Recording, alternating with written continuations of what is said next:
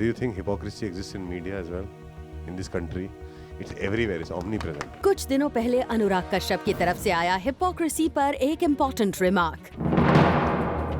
फिर अनुराग ने खुद को मन की मर्जी से चलने वाला एक मन मौजी भी बता डाला। Everybody has their own choices in life. Yeah. And you know, it Correct. doesn't matter. That's what I want If to you say. make me a celebrity Yeah. and say I can't do this, Yeah. I'll say to you. I'll say to you. I'll say to you. Very simply and politely, I'll Again, say if something happens, you will equally participate. no. I will do what I want to do in life, no. पर जब वक्त आया double standards के मामले में खुद को prove करने का, तो रिपोर्टेडली बैकफुट पर आए अनुराग कश्यप। जी हाँ, रिसेंटली हुए घंटा अवार्ड्स में अनुराग कश्यप को भी इनवाइट किया गया था, लेकिन अनुराग ने इस इवेंट को कर दिया स्किप।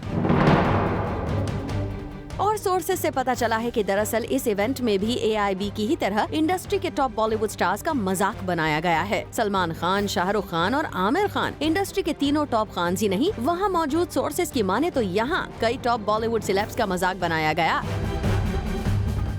पर जो अनुराग कश्यप AIB जैसे शो को डिफेंड करते रहे, उन्होंने इस इवेंट को अवॉइड करना ही ठीक समझा।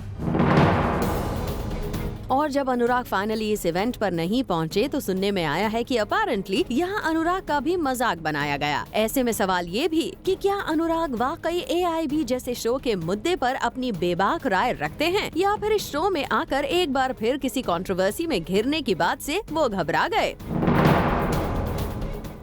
सवाल कई हैं और जवाब सिर्फ अनुराग ही दे सकते हैं। ऐसे में वी होप घंटा अवार्ड्स में इनवाइट किए जाने के बावजूद उनके इस इवेंट पर ना आने की वजह आखिर क्या है? कहीं इसकी वजह भी तो किसी का कोई डबल स्टैंडर्ड नहीं।